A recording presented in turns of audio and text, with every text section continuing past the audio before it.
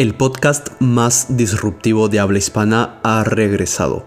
Ha pasado un mes desde nuestro último episodio y muchas cosas han cambiado. En primer lugar, feliz año a todos los oyentes. Ya estamos en el 2024 y les aseguro, será un año bastante intenso e interesante. Ya vamos a ver por qué. Pero muy aparte de eso, les deseo prosperidad, salud y éxito absoluto a todos ustedes. En segundo lugar, tengo una noticia. Dentro de pocas semanas, este podcast cambiará de formato. Veritas Club será grabado en formato video. Y no se preocupen, no estaré solo. Contaremos con diferentes invitados. Tendré conversaciones en torno a una gran variedad de sectores: geopolítica, religión, economía, negocios, guerras, emprendimiento, arte, deportes, ciencias, etcétera, etcétera. Todas las personas entrevistadas serán referentes en su campo. Y lo que mucha gente ha preguntado. Finalmente, hablaré incisivamente sobre eso a lo que me dedico, las inversiones y el trading. Y créanme que no es lo que muchos creen. Dicho esto, el día de hoy daré un pronóstico y mi perspectiva para este nuevo año 2024. Algo así como una guía para navegar por este año. Cómo una nueva economía global parece surgir. Cuáles son las tendencias que marcan a los consumidores. Hacia qué sectores fluirá el dinero. Y no hay que olvidarnos del panorama bélico. Bienvenidos nuevamente a Veritas Club. One small step for man, one giant leap for nation. Here man from the planet Earth, first step foot upon the moon. The stock market is now down 21%. ¿Qué es el peligro de que la economía financiera mundial vuelva a colapsar? Demuestra profunda preocupación sobre lo que está haciendo El China. orden mundial cambiante se El acerca. liberalismo, el capitalismo. Money is merely an idea. Se lanzó en la madrugada del jueves la invasión de Ucrania. NASDAQ, everything and more has been completely wiped La out. primera víctima del coronavirus en Estados Unidos cambió de un día para otro el panorama en el país.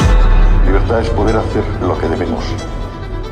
Empecemos por el ámbito económico. Una de las dinámicas que más ha moldeado el mundo actual es el comercio. Si nos remontamos siglos atrás, desde civilizaciones poco desarrolladas, el trueque fue fundamental y sirvió de pilar para erguir las futuras culturas y civilizaciones. No solo el trueque correspondía a un intento por hacer la vida más fácil, sino a un intercambio entre el esfuerzo humano y las recompensas deseadas. Este mismo mecanismo fue evolucionando y ya en los 1900 prácticamente todo el mundo estaba conectado. El comercio se hizo global, pero aún era desordenado y engorroso. Cada país o región tenía diferentes reglas y monedas. No fue hasta el final de la Segunda Guerra Mundial que desde las cenizas post-bélicas Estados Unidos surgió como una nueva potencia mundial, posicionando influencias e infraestructura en cada rincón del mundo. Así que, junto a sus aliados, hicieron del dólar la moneda global. Había muchas intenciones detrás, pero siempre el titular principal era la búsqueda de la estabilidad comercial. Posteriormente, prácticamente todos los países se sumaron a la nueva economía. Las fronteras se abrieron, las tendencias en los mercados se volvieron más predecibles, se recibía y enviaba dinero de forma mucho más rápida. Surgieron acuerdos comerciales para beneficiar importaciones y exportaciones, tarifas estándar, y los inversores podían posicionar capital en donde quisieran. Los negocios se expandían a tierras lejanas en busca de mano de obra barata. Y claro, todo aquello beneficiaba a millones y millones de personas. Todo el mundo estaba ahora conectado. Hacia finales del siglo XX, el mandato del comercio global era incentivado por Ronald Reagan y Margaret Thatcher, los reyes de aquel imperio, firmes defensores del comercio 100% libre basado en el capitalismo. Ni siquiera China, un sistema llamado anticapitalista, pudo resistirse. Muchas empresas y personas de la China rural se trasladaron a las costas, a las puertas del mercado. Las personas trabajaban rápido y por salarios muy bajos. La demografía y su estado de mercado de ese entonces ayudaban a acelerar su globalización. Incluso la mayoría de estados industriales americanos como Detroit y Buffalo movieron sus plantas al país asiático. Decenas de millones de personas en China salieron de la pobreza al nuevo sueño, la clase media. Y claro, magnífico que el mercado libre beneficia a los trabajadores y a quienes aportan valor. Gracias a este sistema de comercio interconectado, toda la sociedad aparentemente era feliz. Ahora podías tener lavadoras compras televisiones, zapatos, muebles, gasolina, medicamentos, etc. Lo que quieras y cuando quieras, a mejores precios y de forma más rápida. Todo mientras ayudabas a la clase media, a la mano de obra, tanto en China como en países como Vietnam, India, Tailandia, Chile, Perú, etc. Y ya no solo el comercio era exclusivo de trasladar artículos o servicios, sino personas. Ahora podías tomar un avión y estar en otro continente el día después. Pero bajo un mundo globalizado y de facilidades, surgía algo que poco a poco preocupaba cada vez más y más a las potencias mundiales: el factor de dependencia. Ahora los procesos comerciales globales dependían de China y de otros bloques económicos emergentes, de países en donde realmente se fabricaban las cosas o de donde se extraían los recursos. Peor aún, las potencias no podían con la idea de que eran sus trabajadores de clase media las que se quedaban sin trabajos. Es por ello que a ciertos países ya no les gustaba más la idea de que el mundo sea completamente globalizado. No se pueden permitir que la cadena global de suministros dependa de unos pocos puertos, o que la fabricación de coches y artefactos eléctricos, por ejemplo, se haga mayoritariamente en unos pocos países. La única solución para conservar el poder era destruir el canal principal por el cual se construyó lo que en un inicio parecía la solución: políticas de comercio. El internet y la tecnología ayudaron mucho, sí, pero lo que realmente abrió las puertas a un mundo globalizado fueron las políticas comerciales. Y hoy en día son justamente estas políticas las que están cambiando drásticamente. Todos los países de primer mundo y países emergentes potencias están revirtiendo las políticas de comercio. India está pagando a sus empresas para mantener la producción allí en farmacéutica y electrónica. Corea del Sur está dando beneficios fiscales a las empresas con el fin de que produzcan localmente infraestructura relacionada a energías renovables. Japón está otorgando facilidades y pagando para que sus empresas muevan sus plantas de producción lejos de China. Australia ya se encuentra implementando políticas para que sus empresas tengan incentivos y procesen minerales escasos dentro de sus fronteras. Estados Unidos, ni qué decir de todas las políticas comerciales que ha impuesto e incluso penado contra China. Incluso países como Nigeria, el cual está imponiendo restricciones de exportación en productos naturales que quieren producir allí, como el arroz. Lo mismo sucede en España, Francia, Inglaterra, Alemania, etc. Una nueva economía global se avecina. El mundo seguirá conectado tecnológicamente, pero el comercio y todo lo que éste implica, artefactos necesarios para la vida y recursos naturales, se enfocará cada vez más y más a ser algo local, a erradicar la dependencia extranjera. La desglobalización será un aspecto macroeconómico importante, y si bien ya ha ido tomando impulso durante el último año, parece que el 2024 será la clave. Ahora continuemos con otro tema importante en cuanto a la economía y con relación a la tecnología, un tema que hasta ahora ha pasado desapercibido. El ciudadano promedio es probable que no sepa de esto. Me refiero a las CBDCs. Si sabes a qué me refiero, felicitaciones, y me alegra que sepas sobre esto, y si no, no pasa nada. Estoy aquí justamente para explicarlo. Las siglas CBDC corresponden a Central Bank Digital Currency, traducido a español, moneda digital de Banco Central. Es exactamente eso, una moneda digital, pero en este caso, respaldada por el Banco Central de cada país. Imagina que sea cual sea el país en donde vives, ahora las monedas son digitales. Tu sueldo, tus pagos y cada transacción es únicamente digital. Sí, puede ser mucho más eficiente a nivel de velocidad, pero la implementación de una CBDC conlleva muchos problemas. Y todos estos problemas pueden representarse bajo un concepto: represión de la libertad. Una moneda digital priva la posibilidad del anonimato. Ahora cada transacción es controlada y supervisada. ¿Quieres darle una propina a tu sobrina por su cumpleaños? El Banco Central lo verá. ¿Quieres emborracharte con tus amigos en el bar? Esto también será visto. ¿Quieres comprar un ticket de cine para ver un documental sobre China o sobre los impuestos? El Banco Central y por ende el gobierno lo sabrá. No solo eso, sino que facilita la erradicación de la libertad personal. ¿Se te ha olvidado pagar $200 de impuestos en tu declaración anual? Tranquilo, se va a descontar automáticamente de tu cuenta. No importa si solo estabas esperando unos días para acomodar tus finanzas. Al final, siendo el dinero solo un número, es cuestión de sumar y restar. Quiero dedicar un episodio completo a este tema y espero hacerlo con algún invitado, porque realmente repercutirá de forma nunca antes vista a la libertad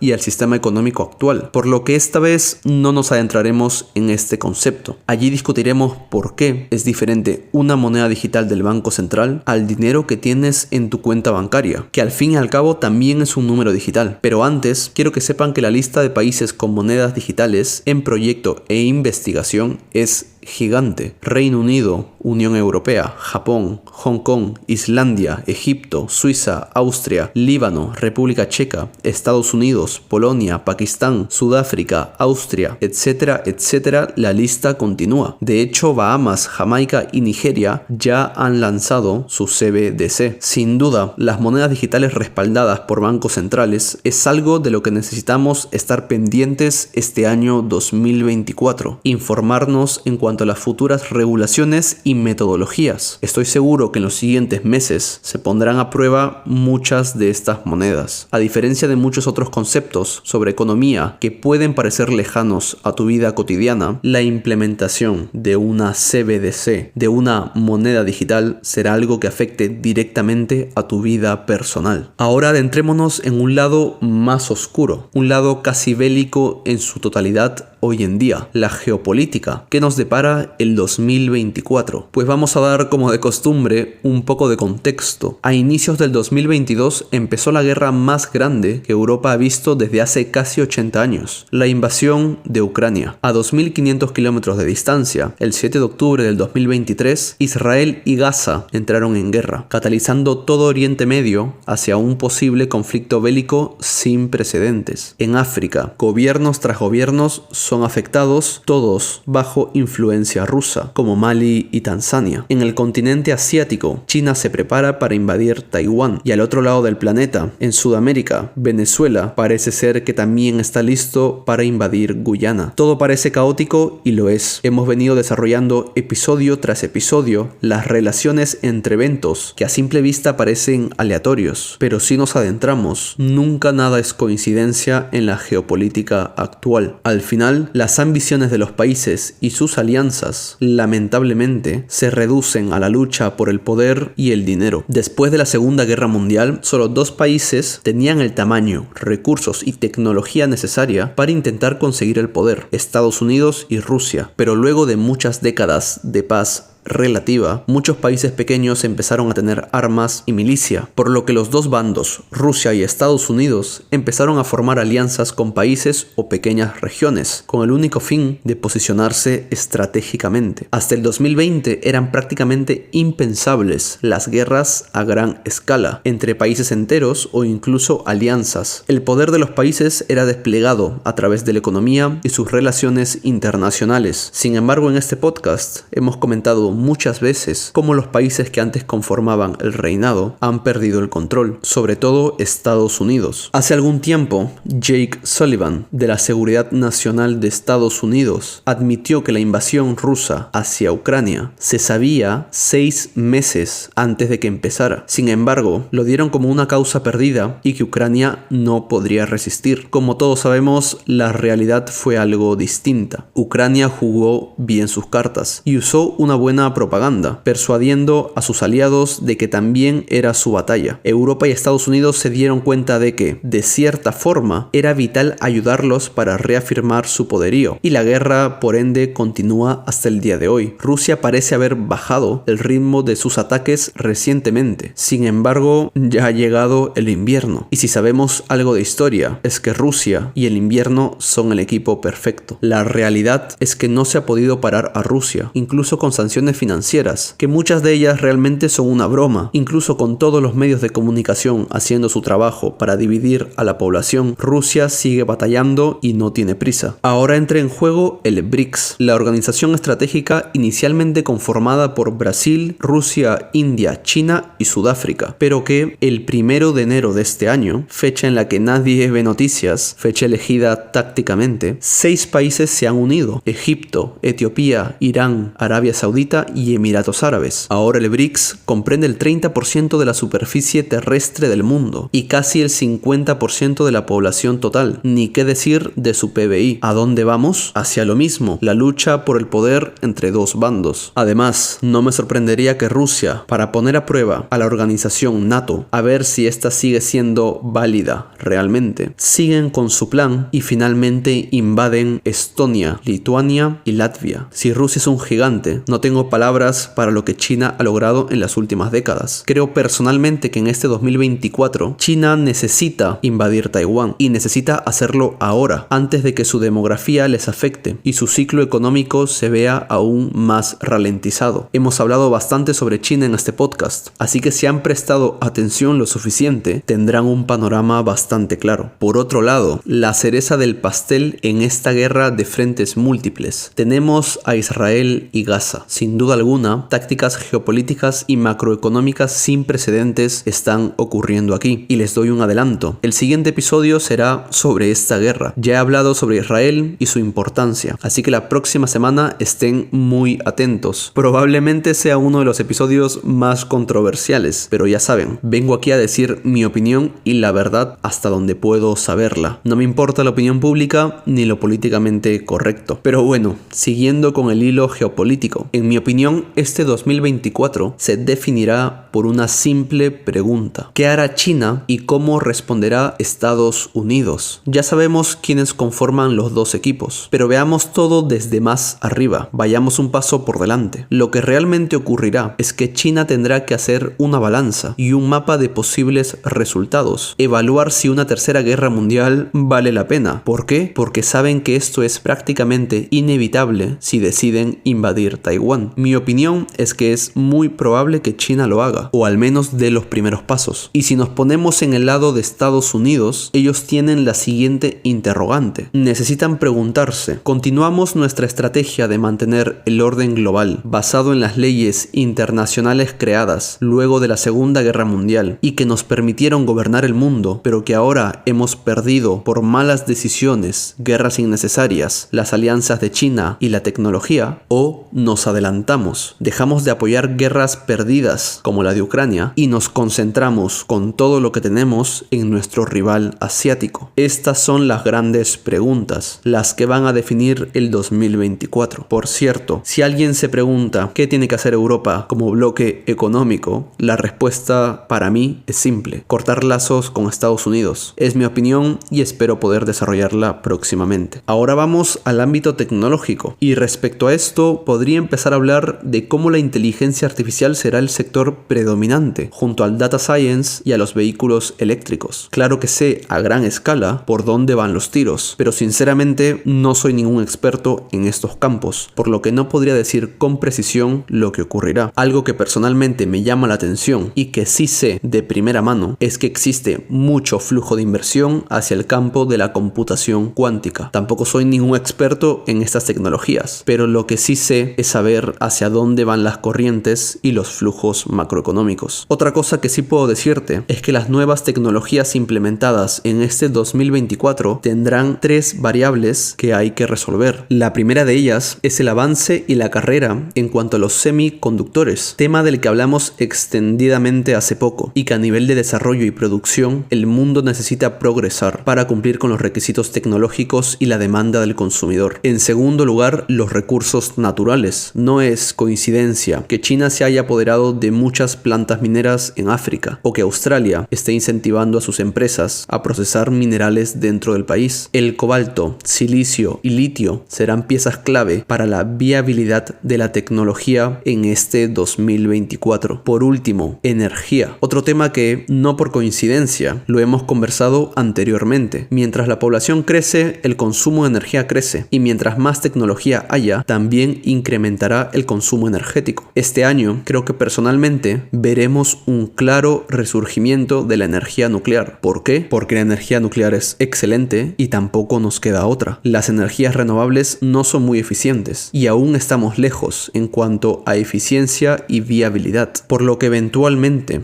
las corporaciones se encargarán de limpiar la mala publicidad hacia la energía nuclear. Entrará más flujo de capital a desarrollar este mercado y por ende la demanda de uranio seguirá aumentando. Ahí va un pequeño dato, hagan su tarea. Vamos terminando esta guía para el 2024 y claramente no me puedo ir sin antes dejar mi perspectiva sobre el panorama financiero, cómo se comportarán los mercados. BlackRock, el fondo más grande de inversiones, planea despedir a más de 600 empleados en la división de inversiones ESG, a lo que se preguntarán, ¿qué es ESG? Estas siglas corresponden a Environmental, Social and Governance, y desde hace un par de años que esta etiqueta se usa para catalogar prácticas corporativas que cumplen con ciertas reglas en cuanto a la preservación del medio ambiente, al impacto en la comunidad social y a temas relacionados al gobierno corporativo de la empresa, como la diversidad. ¿Y por qué están despidiendo a tanta gente? Y de hecho la mayoría de fondos de inversiones están que se deshacen de la parte ESG. La respuesta es simple. En esta rama de inversiones han perdido 5 trillones de dólares en los últimos 2 años. Y como alguien que sabe perfectamente cómo funciona este sector, déjenme decirles que esto era algo que se veía venir. ¿Por qué? Porque cuando las cosas en la economía empiezan a ir mal, cuando las ganancias no te permiten seguir con la rama del negocio que te hace amigable a los demás, es cuando las empresas empiezan a tener cuidado con el capital. Dejan de invertir en sectores de la economía no esenciales. Simplemente, cuando tiempos difíciles se avecinan, las empresas y fondos dicen: no tenemos tiempo ni dinero para caerle bien al próximo gobierno socialista. Destinemos el dinero a la verdadera economía, a lo que la gente necesita, a lo que mueve el mundo. Industrias que manufacturen productos necesarios, energía, minerales, tecnología, productos de primera necesidad, etc. Y con un futuro incierto, con un 2024 que recién empieza, las decisiones corporativas también estarán pendientes de la política. No se olviden que este año hay elecciones en muchísimos países, entre ellos Estados Unidos, Rusia, México, India, Brasil, etc. Y para cerrar el panorama, me despido dejando 5 puntos clave y en parte pronósticos personales para este 2024. En estos puntos confluyen la economía, la geopolítica y la sociedad. Número 1. En Europa y América, la inflación seguirá disminuyendo. Sin embargo, los precios reales al consumidor tardarán bastante en adaptarse. Las tasas de desempleo seguirán aumentando, lo que, junto a otros factores técnicos que no entraré en detalle, llevarán próximamente a una etapa desinflacionaria y posteriormente recesiva. He ahí el porqué del comportamiento de los mercados durante los últimos meses. El dinero está empezando a tener más cuidado con el riesgo. Número 2. El dólar perderá poder adquisitivo, dando más libertad a otras monedas como el dólar australiano, franco suizo o libra esterlina, además de otras monedas de países emergentes como la rupia india y el real brasileño. Número 3. El oro y otros metales preciosos serán cada vez más valorados por el mercado y tomados como vehículos de seguridad. El sector bancario probablemente sufra a nivel bursátil. Número 4. Las políticas fiscales en América y en Europa se volverán cada vez más estrictas, sobre todo en España, Italia, Alemania y Francia. El plan a largo plazo de la mayoría de gobiernos es tomar el control de la libertad individual a nivel económico y social. Y por último, número 5. Como vimos antes, gran parte del futuro geopolítico responderá a la acción de China y la contrarrespuesta de Estados Unidos. La guerra de Israel continuará y probablemente otros países se involucren. Además, la invasión a Taiwán es un reloj de arena.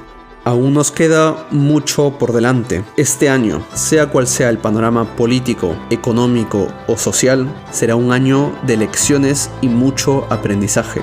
No se olviden de siempre mantenerse positivos y en la búsqueda de la realización personal, de sus ideales y sus metas. Les deseo un muy buen inicio de año y muy pronto nos veremos.